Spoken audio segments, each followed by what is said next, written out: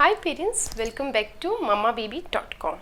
ये हम सभी अच्छे से जानते हैं कि सर्दियों के मुकाबले गर्मी में ज़्यादा मच्छर होते हैं और इन मच्छरों से होने वाली बीमारियां भी काफ़ी डेंजरस होती हैं, जैसे डेंगू, मलेरिया या चिकनगुनिया। सबसे पहले आता है मच्छरों के होने के रीज़न्स क्या होते हैं।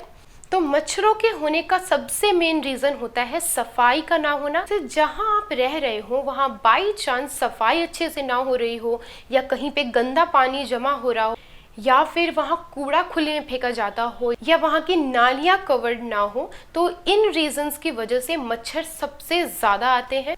सेकंड आता है बच्चे की क्लोथिंग।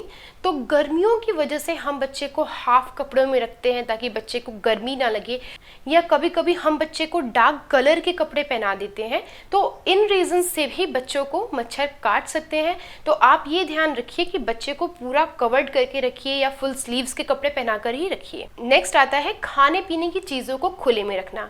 तो आपने ये देखा होगा कि अगर बाई चांस भी आपसे कोई खाने का सामान खुले में छूट जाता है तो उस पर कुछ ही टाइम के बाद छोटे छोटे मच्छर आने लग जाते हैं।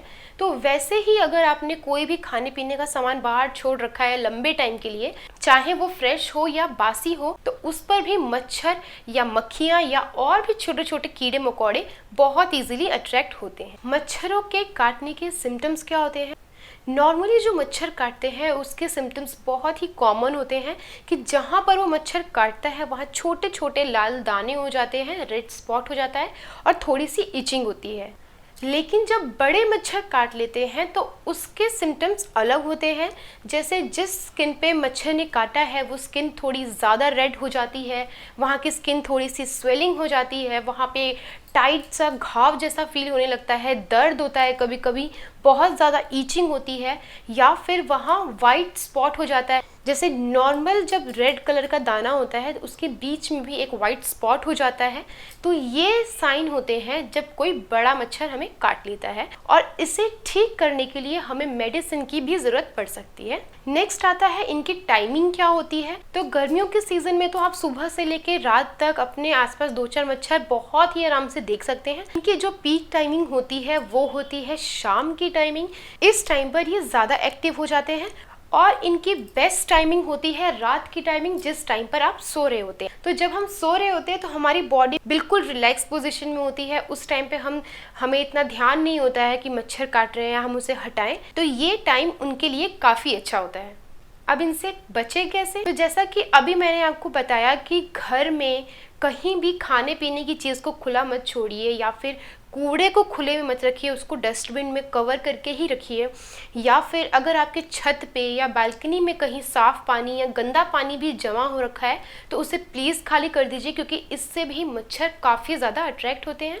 नेक्स्ट कि मच्छरों की पीक टाइमिंग पर आप बच्चों को बाहर मत भेजिए, या फिर अगर बच्चे बाहर जा भी रहे हैं तो कुछ चीज़ों का ध्यान रखिए कि उनके कपड़े सही तरीके से उन्होंने पहन रखे हों, पूरे कवर हों बच्चे, या फिर बच्चे ने कोई डार्क कलर के कपड़े नहीं पहने हो, जैसे ब्लैक या नेवी ब्लू इस टाइप के, क्योंकि इन पर भी मच्छर बहुत जल्दी अट्रैक्ट होते हैं।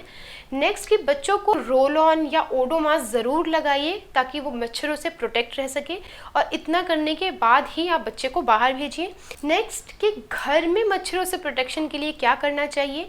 तो सबसे पहले कि मच्छरों की पीक टाइमिंग पे आप अपने घर की खिड़की और दरवाज़ों को बंद रखिए, जिससे मच्छर अंदर ना आ सके। आप सोते टाइम मच्छरों से प्रोटेक्शन के लिए नेट लगा सकते हैं, अपने लिए भी और अपने बच्चे के लिए भी, लेकिन ये सिर्फ सोते टाइम ही वर्क कर सकता है। उसके अलावा आप अपने घर में रैकेट का यूज़ कर सकते हैं जो कि चार्जेबल होता है, और आप ऑल आउट या मोर्टीन जैसे रिफिल आते हैं वो भी यूज़ कर सकते हैं। वो भी काफ़ी ज़्यादा इफेक्टिव होते हैं और उनसे भी मच्छर बहुत इजीली चले जाते हैं।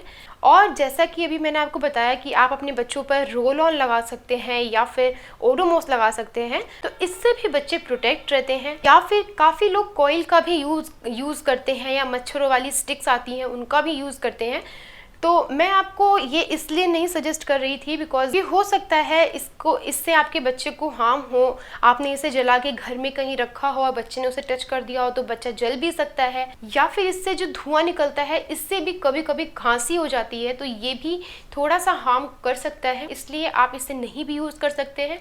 अगर आप ये नहीं यूज़ करना चाहते हैं तो इसके अलावा भी काफ़ी सारे ऑप्शन हैं मच्छरों को हटाने के लिए, तो आप वो भी यूज़ कर सकते हैं। इनके अलावा होम रेमेडीज़ भी काफ़ी लोग यूज़ करते हैं, वो काफ़ी इंटरेस्टिंग भी होते हैं। तो वो क्या है ये भी डिस्कस कर लेते हैं। तो अगर आप कोई कॉइल या कोई स्टिक या फिर ऑल आउट वगैरह जैसी चीज़ें यूज़ नहीं करना चाहते हैं तो इसके जगह पे आप कपूर का यूज़ कर सकते हैं। तो जैसे 2-3 कपूर लेके आपने जला दिया और 10-15 मिनट के लिए रूम को बंद रखेंगे, तो ऐसा करने से जो मच्छर होते हैं वो जल्दी चले जाते हैं। नेक्स्ट आप नीम का तेल यूज़ कर सकते हैं। अगेन जैसे मैंने आपको बताया कि अगर आप कोई ओडोमॉस, रोल ऑन जैसी चीज़ें यूज़ नहीं करना चाहते बॉडी पर, तो आप क्या कर सकते हैं कि नीम का तेल और नारियल का तेल दोनों को इक्वल क्वांटिटी में लेकर और मिक्स कर लीजिए और उसे अपनी बॉडी में या बच्चे की बॉडी में लगा देंगे। तो इसकी स्मेल से भी मच्छर नहीं आते हैं और आपका बच्चा प्रोटेक्ट रहता है। लहसुन को भी मच्छरों को भगाने में यूज़ किया जाता है। जैसे आप क्या कर सकते हैं कि लहसुन को पीस कर और उसे पानी में बॉईल कर लीजिए और जब वो ठंडा हो जाए तो उसे किसी स्प्रे बॉटल में या फिर किसी बर्तन में लेके और जहाँ ज़्यादा मच्छर होते हैं जैसे घर के कोनों में, पर्दों के पीछे, वहाँ स्प्रे कर दीजिए या छिड़क दीजिए, तो उसके स्मेल से भी मच्छर चले जाते हैं। या फिर आप लेवेंडर का यूज़ कर सकते हैं क्योंकि लेवेंडर की जो खुशबू होती है वो काफ़ी स्ट्रांग होती है, तो इससे भी मच्छरों को भगाने में काफ़ी हेल्प होती है। आप मच्छरों को भगाने के लिए लेवेंडर के रूम फ्रेशनर्स में यूज़ कर सकते हैं।